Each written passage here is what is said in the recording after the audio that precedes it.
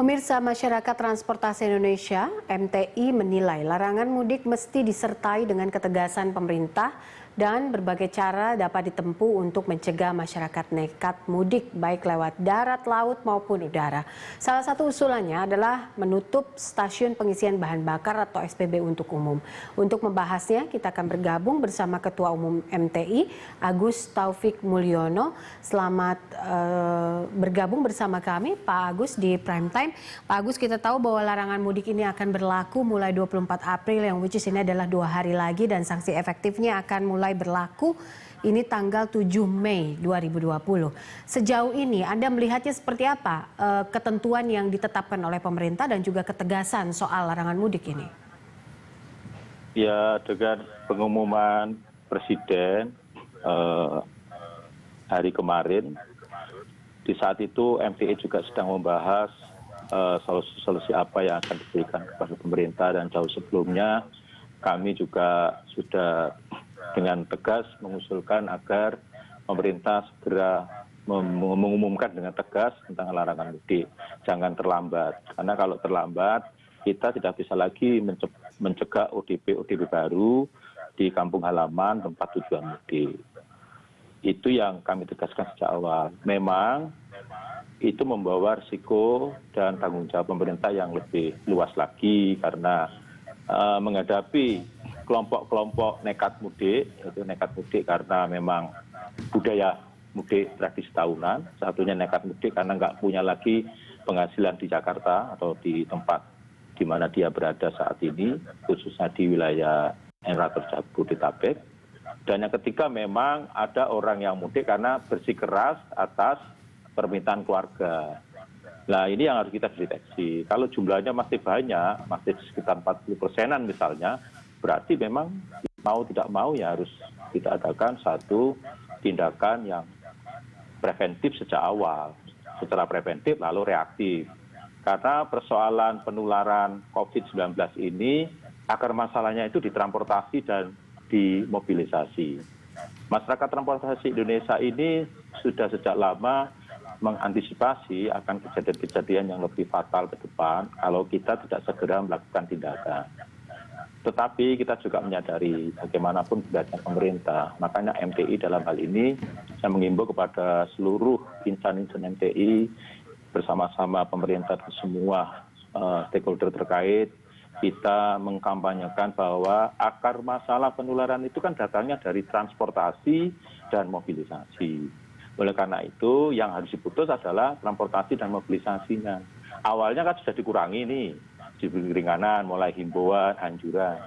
Tapi kan persoalannya kan signifikansinya kan tidak nampak.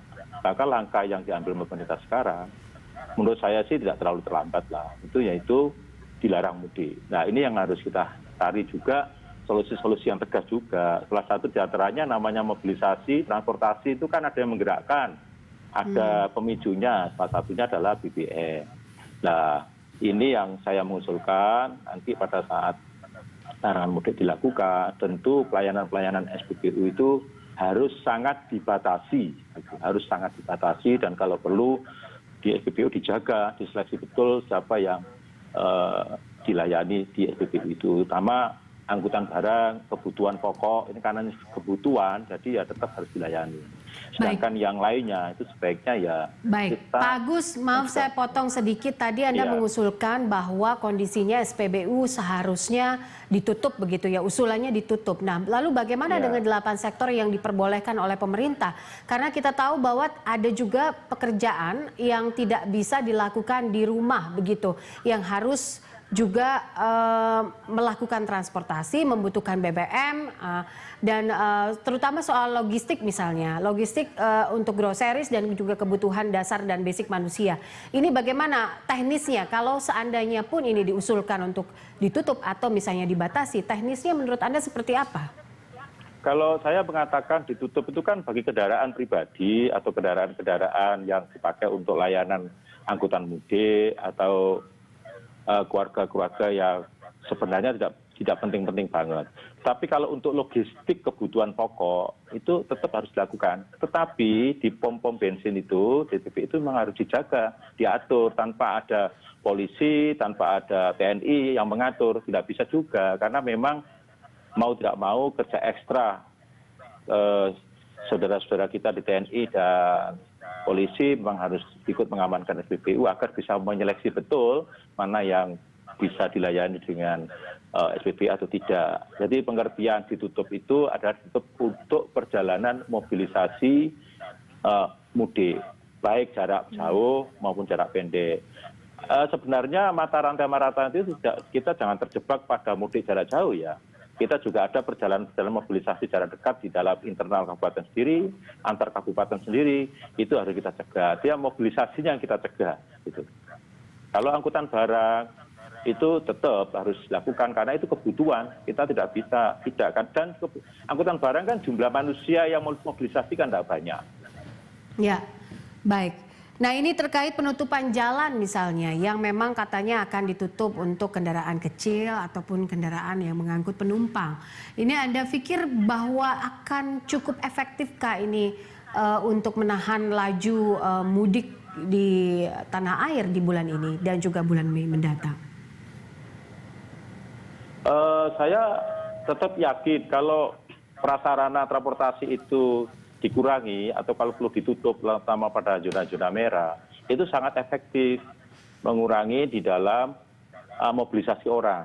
Ya, saya yakin artinya bahwa kita harus serentak, gitu.